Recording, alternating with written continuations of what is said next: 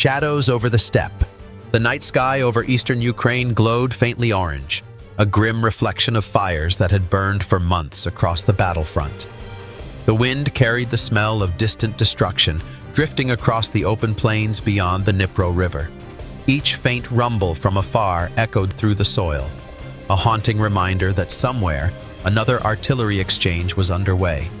In a lonely patch of farmland, concealed beneath layers of camouflage netting, a small group of Ukrainian soldiers sat in near total silence. Their eyes flicked between digital screens, coordinates, and encrypted radio chatter. The hum of generators and electronics mixed with the soft clicking of keyboards. Above them, drones circled unseen, invisible eyes feeding live imagery to the command center miles away. For weeks, intelligence reports had spoken of an unusual development, a massive Russian convoy moving slowly through occupied Luhansk, dozens of trucks, trailers, and armored transports.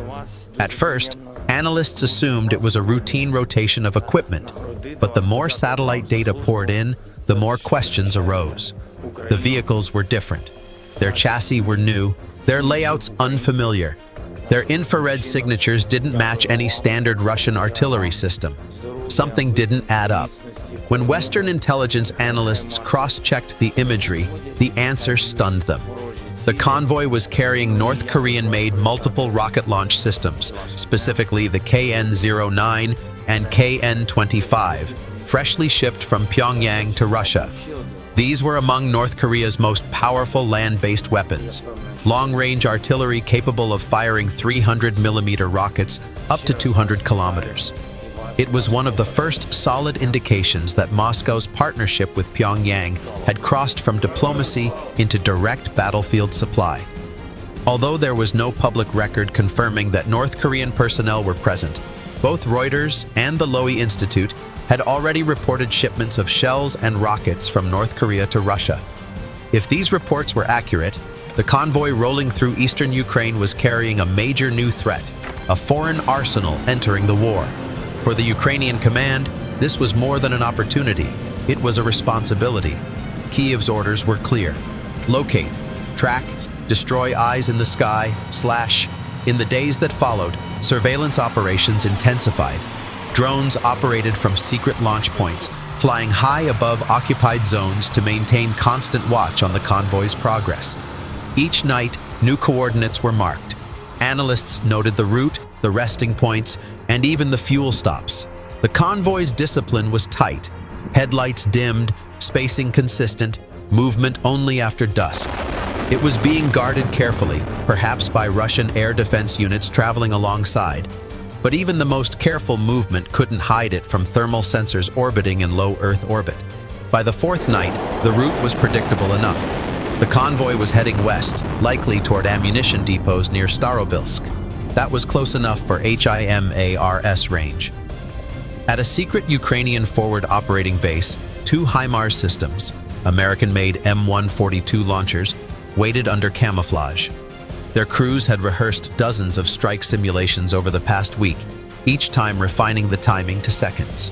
These were not just ordinary artillerymen, they were specialists, trained to execute, relocate, and disappear before enemy counter-battery fire could respond. Inside the dimly lit command shelter, the operations officer stared at his monitor as a red dot blinked slowly along a map overlay. A message flashed across the secure line. Convoy confirmed. 2 kilometers in length, stationary for refueling, authorization, Kyiv command. The room fell silent. Every man knew what that meant. The commander, call sign Falcon, removed his headset and glanced toward the launch crews outside. Gentlemen, he said quietly, this is the one. The countdown. Outside, the crews moved with cold precision. Hydraulics hissed as the HIMARS pods lifted into firing position. Digital coordinates were uploaded via encrypted satellite link. Target markers aligned with data streaming from US and Ukrainian reconnaissance assets.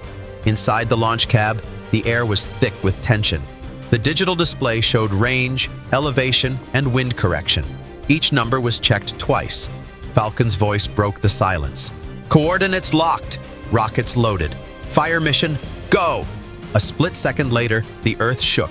Twin rockets erupted from their tubes in blinding bursts of light. Trails of white fire carved upward through the darkness. The missiles climbed high, arcing gracefully into the sky before disappearing into the clouds. For a brief moment, the steppe was silent again. Then came the thunder. The first explosion struck the convoy like a hammer. A brilliant fireball rose where the lead truck had been moments earlier. A second detonation followed, then a third. Within seconds, a chain reaction ignited as ammunition carriers burst into flame. Each secondary explosion lit the fields like lightning, revealing plumes of smoke that twisted into the sky. Fuel trucks detonated violently, sending flaming debris high into the air. The roar of the blasts echoed across the plains for miles. Ukrainian drone operators watching from afar murmured in disbelief as their screens filled with chaos. The convoy was disintegrating in real time. Over intercepted Russian radio channels came frantic voices. "We've been hit!" requesting air cover immediately. "Ammo trucks exploding! Can't move! Convoy destroyed! We're burning!" But the HIMARS units were already gone. Within 4 minutes of the launch, they had folded their systems, turned south, and vanished into the countryside. Their coordinates were already wiped, replaced by new ones 20 kilometers away. Ukraine's doctrine was working perfectly. Strike, move, survive. The inferno. By the time Russian reinforcements reached the area, it was already too late. Drone footage captured by Ukrainian forces revealed the full devastation. What had once been an orderly military column was now a fiery wasteland. Trucks lay overturned, launchers melted, and dozens of vehicles smoldered in the open fields. Some explosions continued sporadically for hours as leftover munitions detonated under the heat.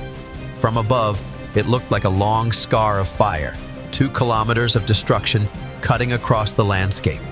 When dawn arrived, thick columns of black smoke were still rising into the cold morning air. Analysts later counted at least 18 destroyed vehicles, including what appeared to be 3 long-range artillery systems of North Korean origin. Other trucks, believed to be transporting ammunition crates and spare launch pods, had been completely obliterated. The strike had accomplished precisely what Ukraine intended. It didn't just destroy weapons. It disrupted a supply chain. The shockwave. In Moscow, confusion reigned. Within hours, Russian state media issued denials, claiming no such convoy existed. Yet commercial satellite images soon leaked through open-source intelligence communities. Those images told the truth: a scorched roadway, a 2-kilometer line of destruction, and wreckage matching the distinct shapes of KN series rocket systems. International reaction was swift. In Seoul, the South Korean Ministry of Defense condemned the apparent North Korean weapons transfer, warning that such cooperation violated multiple UN resolutions. In Washington, Pentagon officials praised Ukraine's precision strike, calling it a demonstration of modern, networked warfare at its finest.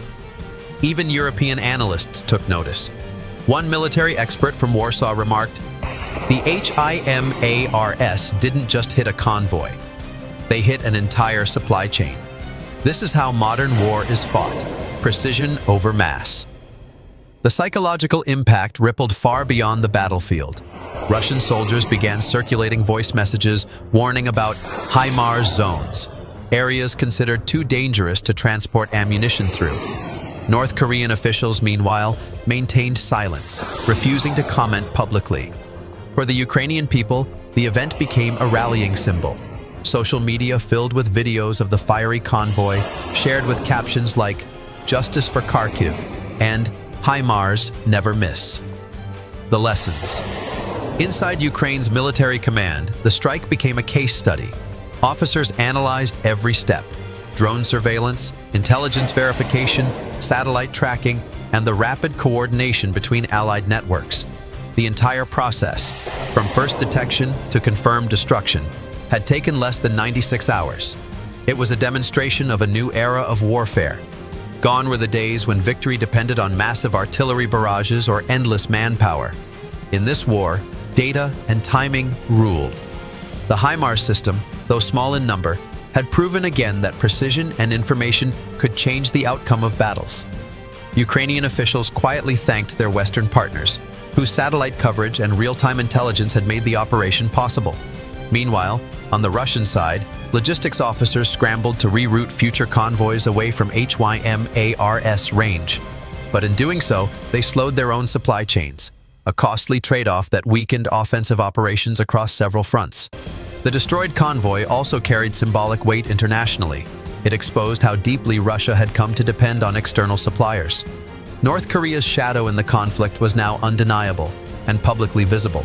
Western analysts concluded that even if the convoy's exact contents remained classified, its destruction proved one thing: Ukraine's ability to monitor, detect, and strike any foreign-sourced weapon entering the battlefield was unparalleled.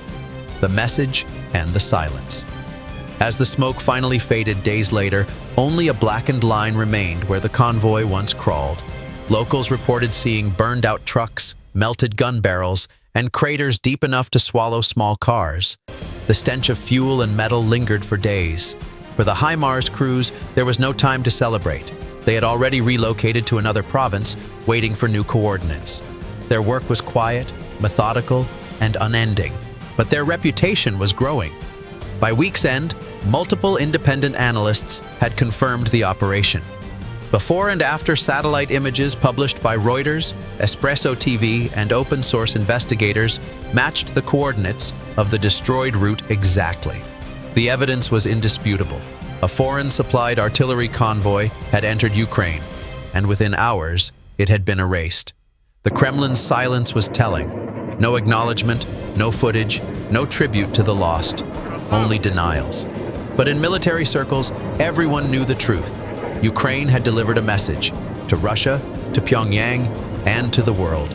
Every convoy is seen, every movement is tracked, and when the moment is right, HIMARS will strike again. Echoes of fire. Weeks later, the story continued to resonate. Analysts across NATO and Asia debated the geopolitical implications. North Korea's growing alliance with Moscow, the risk of escalating arms transfers, and Ukraine's demonstrated ability to neutralize such threats before they reach the front. For many Ukrainians, the footage of that strike became a symbol of resilience, a moment where intelligence, precision, and courage aligned perfectly. In Kyiv, one officer summarized it best: "We don't fight for territory. We fight for time. Time to survive, time to adapt, time to win." As winter approached, and as new battles loomed on the horizon, the legend of the 2 HIMARS strike lived on, retold in briefing rooms, shared on encrypted channels, whispered in the trenches. And as always, in the quiet before the next launch, the crews would remember that night, when 2 rockets carved a path of light across the sky, and history was written in fire. This has been Delta History, bringing you the untold stories of modern war, where fact, intelligence, and courage meet on the battlefield.